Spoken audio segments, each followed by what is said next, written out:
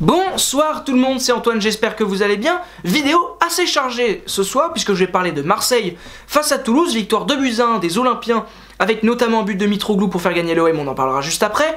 Et après cette analyse là, qui sera évidemment l'analyse principale de la vidéo, je vais un peu parler de Lyon face à Caen qui s'est imposé 1-0 et de la superbe victoire de Nice 5-2 face à Guingamp. On commence par Marseille, Marseille s'est imposé donc 2-1.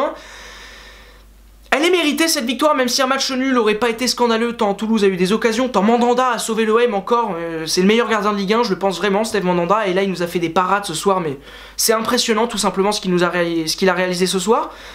L'OM a fait un match étonnant, parce que pour une équipe qui est fatiguée physiquement, et elle l'est fatiguée cette équipe, ce qui se comprend, puisque l'OM a joué beaucoup de matchs depuis le début de la saison, ils ont commencé en juillet leur saison avec les barrages de Ligue Europa, ils sont très réguliers en Ligue 1, ils sont toujours présents en Ligue Europa, d'ailleurs ils ont joué un super match jeudi dernier face à Bilbao qui leur a consommé pas mal d'énergie évidemment.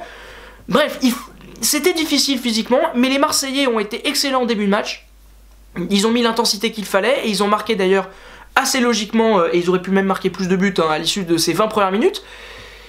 Et puis après, jusqu'à la 70e, ça a été compliqué, les Toulousains ont mis beaucoup d'intensité, ont logiquement égalisé, et puis en fin de match, l'OM est repassé devant et a donc marqué grâce à Mitroglou un but sublime, vraiment magnifique but, et je pense que si l'OM a eu un match compliqué ce soir, parce que l'OM a eu un match compliqué ce soir, c'est pas parce que mentalement ils étaient pas aussi déterminés que jeudi dernier, même si ça a dû jouer un petit peu, mais c'est pas le facteur principal.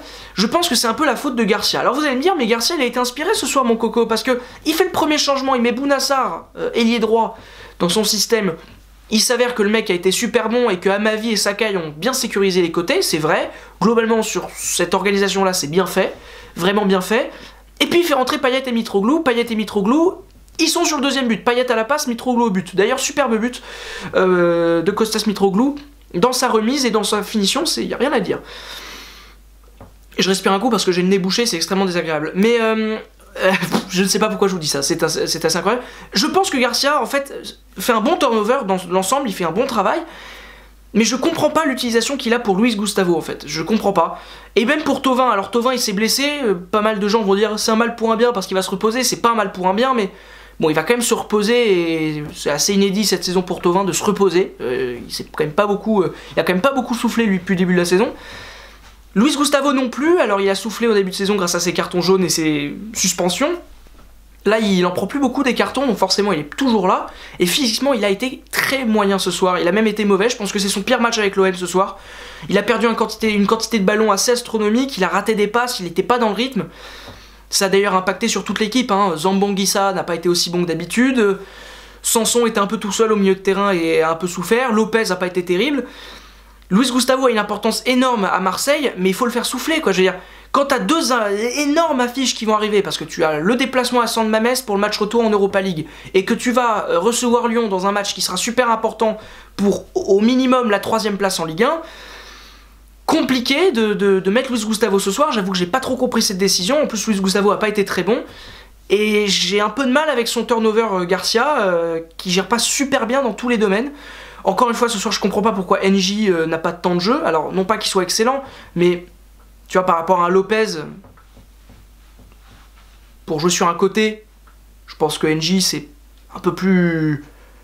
logique, tu vois, en plus il fait plutôt une bonne entrée, on va dire à peu près correcte face à Bilbao, où il met un peu d'intensité, alors il est pas très malin, mais... Enfin, j'ai pas trop compris ce choix-là, et je pense que ça a vraiment compliqué les affaires marseillaises. J'espère que Luis Gustavo va retrouver sa santé, mais vu que les deux grosses affiches que va affronter l'OM là, enfin, je reprends ma phrase, elle est pas française, vu les deux énormes matchs que vont jouer les Olympiens jeudi prochain et dimanche prochain, est-ce que c'était bien malin de le mettre?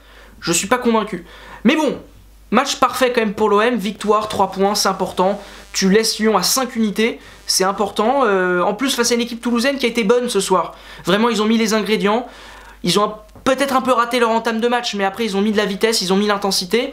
C'est une équipe qui a des joueurs Toulouse, honnêtement, Gradel, Sanogo, même Moubélé, Durmaz qui est rentré en fin de match, Imboula quand il veut il peut faire des petits trucs. Enfin, c'est une équipe qui est assez forte.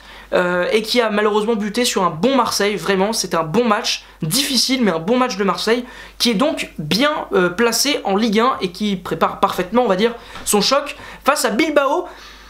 Et évidemment le choc face à Lyon, Lyon qui s'est imposé plus tôt dans l'après-midi face à Caen, alors ça va aller très vite mon analyse sur ce match, c'était d'un ennuyant terrible. Aucun intérêt ce match, mais vraiment aucun sur un plan footballistique, il n'y a rien à dire, il n'y a que le résultat qui compte pour Lyon, c'est très bien. La victoire est là, ça faisait 6 matchs je crois que les Lyonnais n'avaient pas gagné en Ligue 1.